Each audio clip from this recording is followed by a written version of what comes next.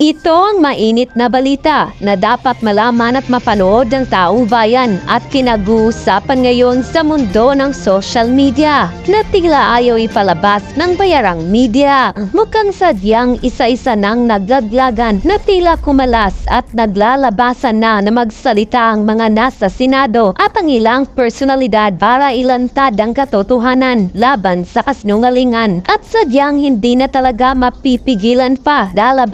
Lalabas na talaga ang buong katotohanan na siyang hahatol at mananaig sa mga kabulastugan at kasinungalingan na tila pinasasangkutan di umano ng gobyernong Agba matapos ang di umano'y inigal na pag-aresto sa dating Pangulo na si Rodrigo Duterte para isuko sa dayuhang hukuman at dalhin sa ICC sa The Hague, Netherlands. Di umano'y mga kandidato ni Marcos Jr. Kisa-isa na ang nagkalasan sa pagkasenador sa kanilang alyansang Bagong Pilipinas. Pero bago ang lahat, kung bago ka pa lamang sa aming channel, please huwag kalimutang mag-like, subscribe at i-click ang notification bell para mas maging updated ka pa lalo sa lahat pa ng bagong video na i-upload namin. At eto na nga mga kababayan, isa-isa na di umanong nagkalasan ang mga kandidato ni Marcos Jr. sa pagkasenador sa kanilang alyansang Bagong Pilipinas. Ito'y matapos ang pagtraidor di umano ni Marcos Jr. kay dating Pangulong Rodrigo Roa Duterte nang ito'y kanilang sapilitang ipaaresto at pinadala sa The Hague, Netherlands para mahatulan sa dayuhang hukuman sa International Criminal Court o ICC. Ayon pa nga sa balita ay mukhang takot na di umano ang karamihan sa mga kandidato ni Marcos Jr. na madamay sa galit ng taong bayan. Kaya naman kanya-kanya na sila di umanong nagkalasan sa partido ni Marcos Jr. Kung ating matatandaan, nauna nang umalis sa Bagong Pilipinas Alyansa ang mismong kapatid ni Marcos Jr. na si Senadora Amy Marcos matapos nitong tahasang inanunsyo sa publiko paggalas nito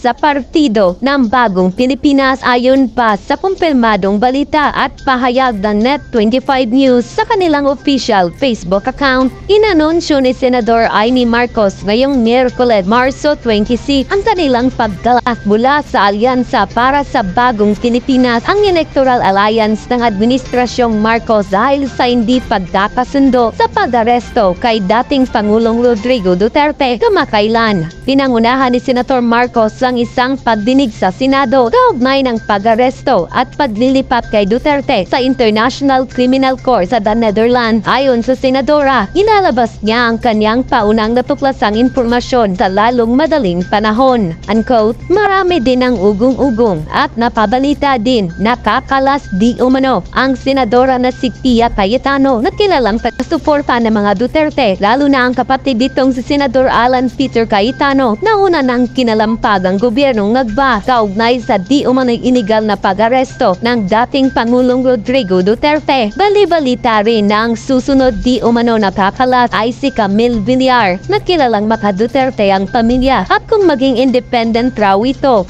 ay wala aniyang magiging problema dahil may mga makinarya ang pamilyang Villar at kayang ipanalo ang kanyang kandidatura kahit hindi na umasa kay Marcos Jr. na di umano'y puro kamalasan lang raw ang hatid sa kanila. Kaya mukhang hindi lang ito pala dyan ang mababawa sa alyansa. Oo. At meron pa bang iba? Pero ang gulo ng sitwasyon, ha? Marami pang gustong kumalas. Di ba, sabi ko nga sa iyo noong nakaraan, meron ngayon mga kumakandidato na kabahagi ng alyansa na nagkakanya-kanya na, Kuya Benny. Yun ang impormasyon naman natin, mula nung nangyari sa dating Pangulong Duterte yon, wala na silang parang yung buo na sila yung magkakasama at iniiwasan na nila ngayon ang parte ng Mindanao at ilang lugar sa Bisaya. Kasi lalo na nga po, pagka-identified nila na baluarte ng mga Duterte, hindi makapagkampanya itong grupo ng alyansa ng Bagong Pilipinas. Yes. Kilala mo ba yung dalawa pa na in the coming days, baka kasi ito hindi pa naman direktang nagsasabi. Pero medyo may ganon. pahiwatig lang. Ito, maintindihan ba kung bakit eh? Sino yan? Una, senador Pia Cayetano. Yeah. Uy, Maintindihan alam mo? naman natin, yes. Maintindihan mo kasi kapatid niya si Alan. Alan, oo. Yung Na Alan talagang Cayetano super naman. supporter. Oo, supporter. Oo. So, understandable. Kinakanta-kanta ko pa naman yun. No? Alin? Yung Pia Cayetano. Hindi mo pwedeng Dante Marcoleta. Ha? Palitan mo na yan. Hindi ba yung tono ngayon eh? Palitan mo na. Ay, nako. Sino pa yung isa? Sino pa yung Magagalit isa? si Kong Dante dyan eh. Bakit siya na kinakanta mo? Hindi, naalala ko lang naman. Ano kinakanta? Ano May kinakanta? LSS eh, yung lasong syndrome. Ang kinakanta ko kasi, pambansang simang kampante kay Dante. Ayun, yun dapat. Number 38 sa balota. Ayoko na nung Pia kayo tanong. Hindi ah. Dante na. Ay, ano sa, ganun ba?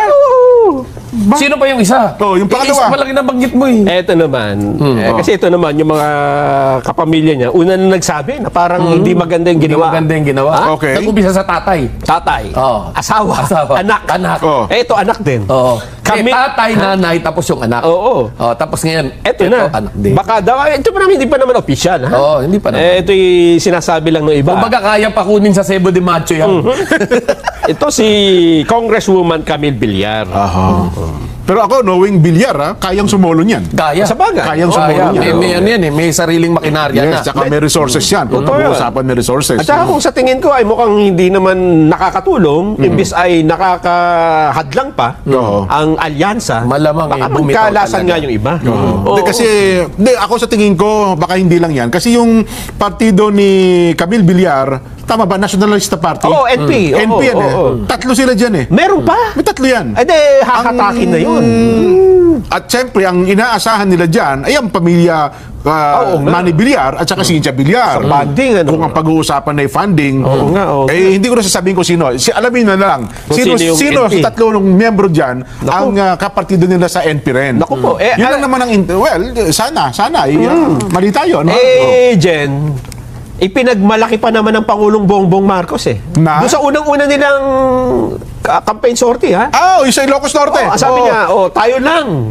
Ang partido na nakabuo ng kompleto. 12 tayo. Pwede ba ipaalala? Baka sabihin Hindi, nila kompleto naman, 11. 11 na lang kompleto. Kompletong 11. Meron ba tayo video nun? Pero gaya lang, mukhang hindi naman inihanda eh. Ganun ba? Pero nakita natin. Pero natatandaan mo yun, di ba? Kompleto. Yung pabulol-bulol pa nga eh, di ba? Hindi, sabi ng Pangulo, kami na nakakompleto. Tsaka ito talagang pinili natin yan. Subok yung mga yung tao na yan. Yung kabila niya, kalaban natin eh. Parang mga nautusan na pinabili lang ng suka eh. Magkakaroon Doon nagsimula yung napabili lang ng suka. Yes. Yung mga kalaban daw nila. Ganun talaga. Nako. Ang isa sa naaawa ko dyan ngayon, na ipit, alam mo kung sino? Sino? Senator Francis Tolentino. Oo nga. Di ba? Oo. Well, alam mo na, si Sentol, kasama sa palatuntunan niya. Wala tayong masamang tinapay. Ngayon, ang statement niya, ang pinakahuling statement nakita kong pinost niya ay mali ang ginawa na pagkaka-aresto kay dating Pangulong Rodrigo Duterte. Yun ang inilabas ng statement ngayon. But of course, well, huli man, no? At nandoon na kasi ang dating Pangulong Rodrigo Duterte, still hindi pa rin uhuli kung kikilos yung mga tao at sasabihin ng totoo. No? Especially ito pong ating mga mabatas na tindigan kung ano man yung tama.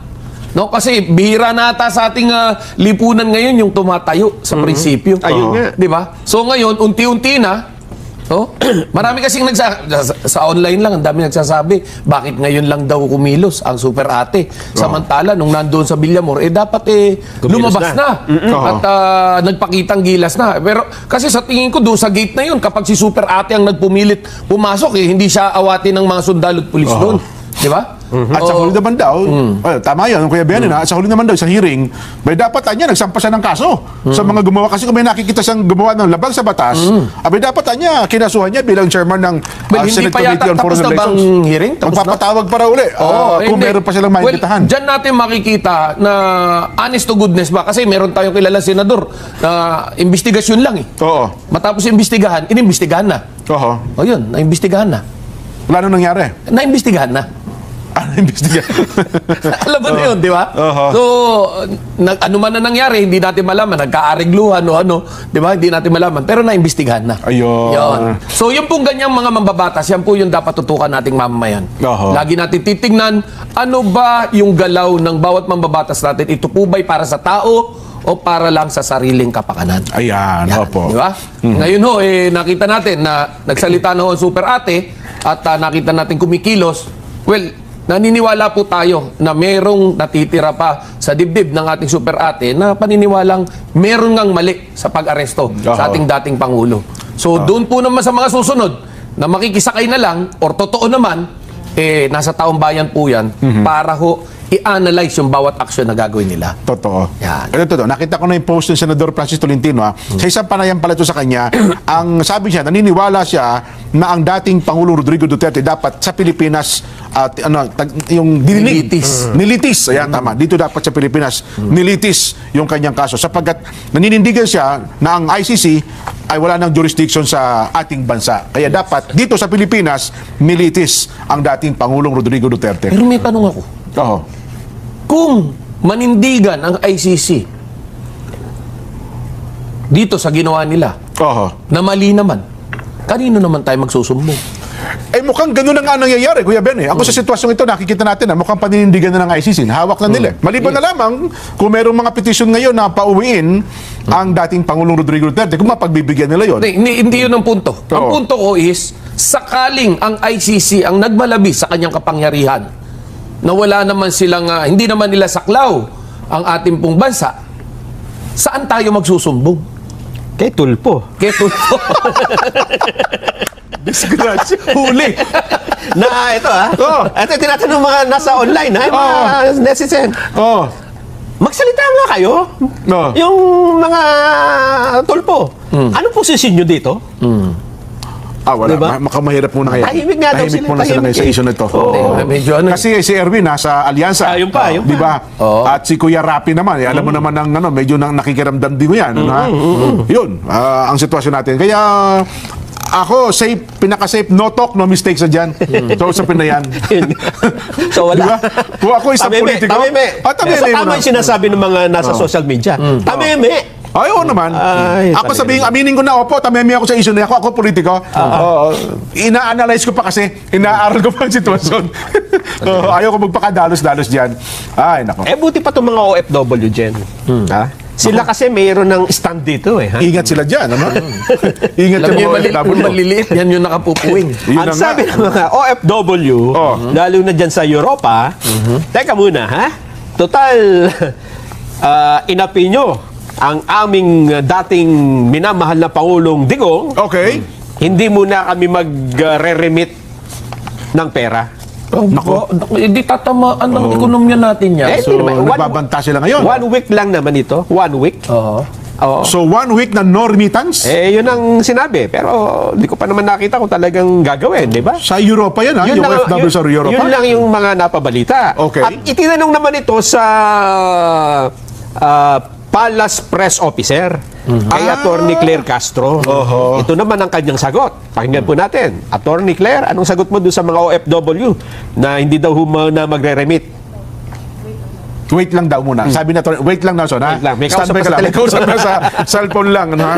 Alam ko, meron din atang komento dyan si Senador John Enrile. Ayan, unahin muna natin itong si para Attorney magkaroon ng Claire. magandang konteksto, no? Oo. Kasi ito ang una nagsalita si Attorney Claire. Pero yun bang pahayag ng mga OFW, ito yung mga supporters ng dating Pangulong Duterte? Kasi may grupo sila, yung Maisog OFW ata. So yun ang kanilang banta, no? Pero Kuya Benny, tayo naman ikaw naman may malawak ang kaalaman dito. Kung halimbawa, ng maraming OFW, isang linggo ang hindi nag-remit, hindi nagpadala sa Pilipinas, ano ang posibleng epekto nito sa ating bansa? Well, of course, yung hihina lalo yung pera natin. Okay, at syempre, yung deposits natin dito, bababa. Tamaan din yung stocks dyan. No? Maraming repercussion yan. No? But, of course, isa sa malaki tatamaan, hindi lang naman yung pamahalaan. Sariling mga pamilya natin dito ay tatamaan. Yung pamilya mismo. So, yan yung magiging hindi siguro magandang solusyon yan. No? Kung akong tatanungin nyo, hindi yan. Kaya dapat siguro mga OFW maghunos dili kayo. Maghunos dili kayo. Hindi lang po ang administrasyon na maapekto niya, kundi ang inyong sariling pamilya. Yes. Pero ilang araw daw ba yung ano nila? Babala? One week. 1 week. 7 araw lang? Eh di pagkakinapos kayo mga kababayan, ilapit lang muna kayo sa amin tatlo. Hindi. Yung mga pamilya. Sa ating milyonaryong magsasaka. Di ba? One week. Tapos pag nakita, mukhang effective. Sige, 1 week pa. Yun ang masakit na katotohanan. Alam mo ba? Oo. Napakatagal naman yan. Nako. Alam ko kahapon pa yung statement.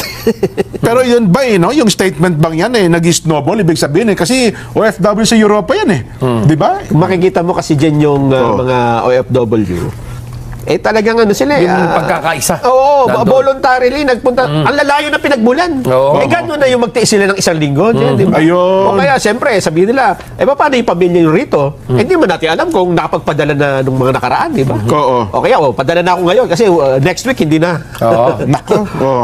Ano ba? Wala pa ba? Oo. Tuloy lang daw. Ang sabi naman ni Enrile, eto na tayo. Ay, sige, Iwanan na natin si Atty. Claire. Balikan natin sa Atty. Claire. Hindi mahanap Oo. Hindi mahanap. Ang sabi naman ng Presidential Legal Council, Juan Ponce Enrile, ops, maghunos dili kayo. Ha? Ang pinatutunggalan niya yung mga OFW. Oo. Okay. Oo. Ang sabi niya, ang gusto ko kasi yung actual na kung ano sinabi, di ba? Oo. Kasi baka magkamali tayo nung kung ano Direct sinabi. quote. Oo. Magiging fake news pa tayo.